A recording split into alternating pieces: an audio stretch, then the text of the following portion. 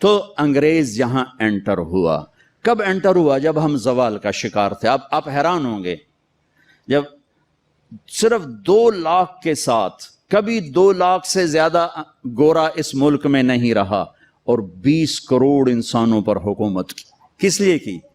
کہ وہ آپس میں لڑ لڑ کے مر رہے تھے، آپس میں لڑ لڑ کے فنا ہو رہے تھے، اور اجتماعی سوچ ختم ہو گئی تھی، اجتماعیت ختم ہو گئی تھی. تو 1757 میں سراج الدولہ کو شکست ہوئی، اور وہ اس کا حقدار تھا کہ اسے شکست ہوتی. سازش میں چھوٹا سا بہانہ ہے، سازش ہوئی، میر جعفر مل گیا، لیکن میر جعفر کا ملنا شکست کا سبب نہیں ہے، سبب نااہلی ہے. سراج الدولہ دن کے 12 بجے اٹھتا تھا، پورے بنگال کا بادشاہ، اور اس کے مقابلے میں کلائیو، لارڈ کلائیو، اس کی کلرک کی حیثیت تھی. وہ کم وقت دن چڑھنے سے پہلے گھوڑے پہ سوار ہوتا تھا، اور دن چھپنے کے بعد گھوڑے سے اترتا تھا. وہ سارا دن گھوڑے کی پشت پر، اور وہ سارا دن رات کنیزوں کے درمیان، لونڈیوں کے اندر سراج الدولہ، اور دن میں سوئے ہوئے ہیں. نواب صاحب 12 بجے اٹھیں گے تو شکست تو پھر مقدر ہے. میدان ان کے ہاتھ میں ہوتا ہے جو میدان میں کھڑے ہوتے ہیں. راگ و رنگ، ناچ گانا، موسیقی، یہ زوال کی نشانیاں ہیں. جو قومیں تباہ ہوتی ہیں وہ سارنگی کی سر پہ تباہ ہوتی ہیں، جو قومیں سر اٹھاتی ہیں وہ تلوار کی جھنکار پہ سر اٹھاتی ہیں، وہ تیر کی سنسناہٹ پہ سر اٹھاتی ہیں. میری ساری نسل گانے بجانے میں ڈوب چکی ہے، اور میرے دانشور اس کو تہذیب اور ثقافت کا نام دینے کے لیے سارے زور لگا رہے ہیں. ارے مجھے چھوڑ دو، میری بات دیوار پہ مار دو. پاگلو، اپنے شاعر کو پڑھ لو جس کو تم سارے مانتے ہو. تجھ کو بتاتا ہوں کہ تقدیر امم کیا ہے، شمشیر و ثنا اول، طاؤس و رباب آخر. جب قومیں اٹھتی ہیں تو ان کے نغمے تلوار کی جھنکار ہوتی، گھوڑوں کی ہن ہناہٹ ہوتی ہے. ولادیات ذبحان، قربان جو میرا اللہ گھوڑوں کے ہن ہنانے کی قسم اٹھا رہا. ہائے ہائے ہائے ہائے. ولادیات ذبحان فالموریات قدحا فالمغیرات صبحا فاثرن به نقعا ووسطن به جمعا. تیمور نے دنیا فتح کی، کبھی محل میں زندگی نہیں گزاری، خیموں میں کم وقت سوتا رہا، ساری زندگی خیموں میں سویا. چنگیز خان دنیا کا سب سے بڑا فاتح ہے، ساری زندگی خیمے میں سویا، کبھی محل میں نہیں سویا. اس کی اولادوں نے سونے چاندی کے گھر کھڑے کر دیے، وہ موت تک خیمے میں سویا. کہ آؤ میں تمہیں بتاؤں کہ قوموں کی تقدیر کیا ہے، بلندی کب آتی ہے، زوال کب آتا ہے. جب شمشیر ہوتی ہے، تیر و تلوار کے نغمے ہوتے ہیں تو یہ اوپر اٹھتے ہیں، اور جب تانسین ہوتے ہیں اور طبلے کی تھاپ ہوتی ہے اور سارنگی کی سر ہوتی ہے اور گانے والی کیا آواز ہوتی ہے، تو پھر وہ قومیں سو جاتی ہیں، ڈوب جاتی ہیں، ہلاک ہو جاتی ہیں، تباہ ہو جاتی ہیں. تم شریعت کو بیچ سے نکال دو، تاریخ کو بیچ میں لاؤ کہ قوموں نے عروج کیسے پکڑا، زوال کیسے آیا. سارے حکمران ڈوبے ہوئے تھے سارنگیوں میں، کنیزوں میں، تو اللہ نے انگریز بھیجا، جاؤ ان سب کو جوتے مارو اور ان کو تخت سے کان سے پکڑ کے اتار دو. آخری میں ٹیپو سلطان تھے، لیکن جب کوئی قوم ڈوبتی ہے تو ایک فرد مشکل سے ہی کسی کنارے لگا سکتا، لہذا وہ اپنی جان کی قربانی دے گئے. 1799 4 مئی 1799 دریائے توی وہاں بہتا ہے، اس میں اپریل کے اینڈ میں سیلاب شروع ہو جاتے ہیں اور فوجیں رک جاتی ہیں. لیکن میرے اللہ کو مسلمانوں کا اقتدار ختم کرنا تھا، تو اس سال موجیں نہیں آئیں، سیلاب ہی نہیں آیا، دریا خشک پڑا تھا. اور انگریز کی مدد کرنے والے کون؟ نظام الدین، حیدرآباد کے مسلمان حکمران. مرہٹے تو چلو ہندو تھے. جب ضمیر سوتا ہے، جب حکومتیں کیوں چھینی؟ کہ ٹیپو جیسے شاہ سوار کے لیے،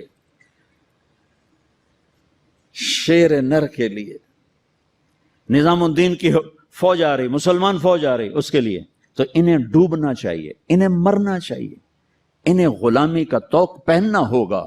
میرے رب کا نظام ہے، میرے رب کا قانون ہے کہ یہاں نا اہل کو نہیں بٹھایا جا سکتا، اہل ہی آتے ہیں تو نظام چلتا ہے۔ وہاں میر صادق جڑ گیا، ادھر میر جعفر جڑ گیا۔ این جب وہ اگر یہ نہ بھی ہوتا نا تو بھی ہو ہی جانا تھا۔ میر صادق نے کہا بھائی وہ تنخواہ لے لو، فوج انگریز نے حملہ کیا، وہ کہتا آؤ بھائی تنخواہ لے لو، سارے تنخواہ لے لو۔ وہ پتہ نہیں کیسے کرائے کے فوجی تھے، وہ تنخواہ لینے کے لیے دوڑ گئے۔ ٹیپو کھانا کھا رہے تھے، نوالا ہاتھ میں تھا کہ شور پڑا کہ جی قلعے کی دیوار ٹوٹ گئی، فوجیں داخل ہو گئیں، کھایا نے بھی چھوڑ دیا۔ شیر کی ایک دن کی زندگی گیدڑ کی 100 سال کی زندگی سے بہتر ہے۔ انہیں پتا تھا اب کوئی راستہ نہیں ہے، اپنی جان کا نذرانہ دیا تو جنرل ہیرس نے کہا آج ہندوستان ہمارا ہے۔ پھر دلی بھی آ گئے۔ شاہ عالم ثانی کے زمانے میں دہلی میں انگریز داخل ہو گئے، اور پھر بہادر شاہ ظفر جو 1857 کی جنگ آزادی، وہ ایک ایسے جیسے یہ ہمارا جلوس نہیں ہوتا، جلوس، ان جلوسوں نے کبھی کچھ کیا؟ جلوسوں سے کچھ نہیں ہوتا سوائے کہ 2-4 گڈیاں ساڑو، 2-4 سائن بورڈ بن دیو تو جاندے گراہ گیران دے بوجھے لٹ لو۔ تو وہ ایک جلوس تھا، نہ کوئی نظم تھا، نہ کوئی ترتیب تھی۔ اور ظلم کا جواب ظلم نہیں ہوتا ہے۔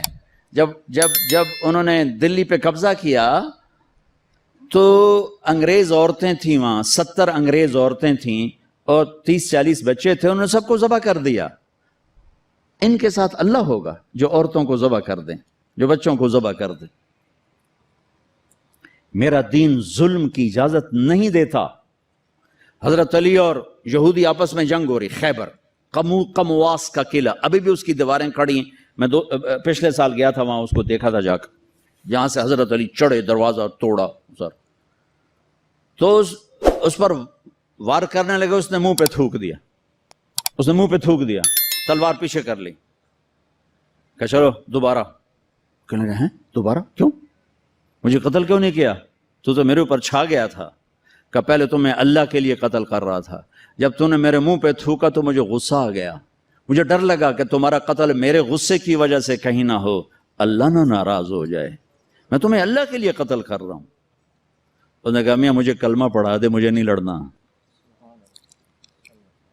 اور جب اسلامی لشکر جاتے تھے تو حکم ہوتا تھا کسی بچے کو نہیں قتل کرنا، کسی عورت کو نہیں قتل کرنا، کسی گرجے کے راہب پادری کو نہیں قتل کرنا، بوڑھوں کو نہیں قتل کرنا، درختوں کو آگ نہیں لگانی، درختوں کو نہیں کاٹنا۔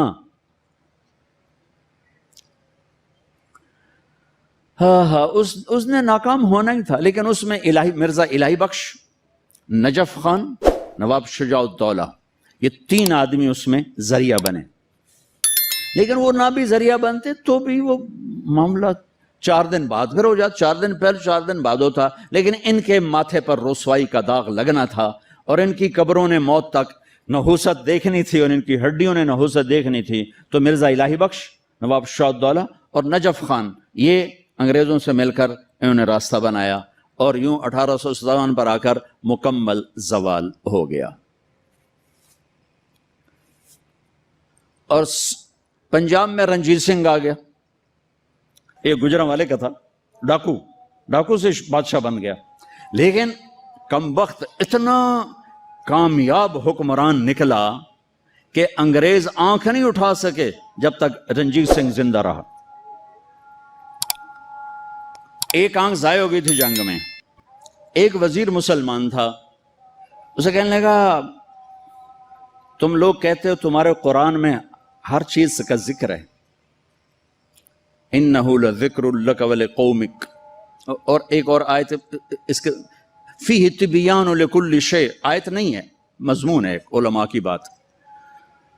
انہوں نے کہا جی، وہ کہنے لگا میرا نام کہاں ہے، میرا نام قرآن میں کہاں ہے؟ وہ کہنے لگا توڑا نام کیوں ہو سکتا قرآن اس کہ پھر توڑے علماء کیوں آندن قرآن ہر شے؟ وہ چپ ہو گیا۔ شام کو اپنی محفل میں اس نے بات کی، تو وزیر کا مراسی بیٹھا تھا، انہوں نے کہا حضور تسی مینو لے جاؤ میں جواب دے ساں۔ اس جگہ اتنے علماء بول نہیں سکے، تو کتوں جواب دینا، تو میں لے تا جا، تو ویکھی میں کیویں جواب دینا۔ اگلے دن وہ آ گیا،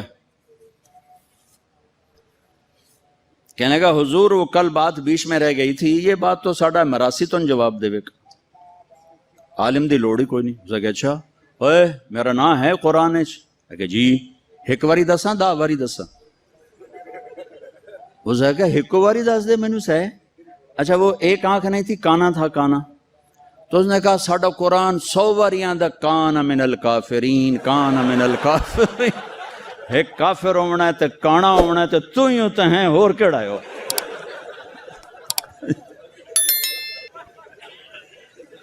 1818 میں اس نے میرا ضلع ملتان فتح کیا، رنجیت سنگھ نے، مظفر خان کی حکومت تھی، وہ 5 بیٹوں سمیت شہید ہوئے۔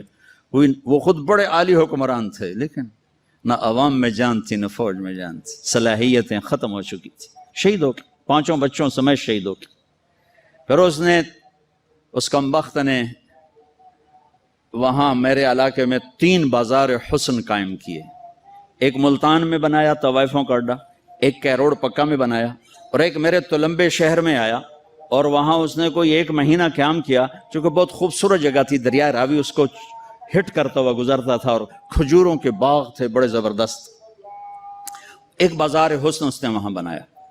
پچھلے کوئی 8 سال سے میں نے وہاں جانا شروع کیا، ملنا شروع کیا۔ وہ بازار حسن اب ختم ہو چکا ہے، چند بچیاں رہ گئی ہیں جو مجھے پیغام دیتی ہیں ساڑی شادی کرا دیو، اسی توبہ کرنی ہے، ختم ہو گئی۔ کوئی فتوے نہیں دیے، ان کو محبت تھی، ان کو بیٹیاں کہا، ان کے سر پہ ہاتھ رکھے۔ ابھی بھی 2 کو میں نے بھیجا ہوا ہے عمرے کے لیے اپنے اسی بازار حسن سے، انہوں نے مجھے وہاں سے فون کر کے رو رو کے ان کا برا حال، وہ مجھے دعائیں دے رہی ہیں کہ ایسا تو کدی رب دا نا ہی نہ سنیا، تو سانو رب دا گھر بھی کھا چھڑیا۔ سب چندے کو وہ بیچاری روتی ہیں کہ ساڈے کول ہور پیشہ کوئی نہیں تھا، عزت دیون واسطے تیار کوئی نہیں۔ میں تو جب سے طوائفوں سے ملا ہوں مجھے طوائفیں مظلوم نظر آئی ہیں، اور انہیں نچانے والے ظالم نظر آئے ہیں، ان کے جسموں سے کھیلنے والے درندے ہیں، انہیں گھنگرو پہنا کے نچانے والے بھیڑی اور درندہ نما انسان ہیں۔ وہ تو مظلومیت کی ایک عجیب داستان ہے۔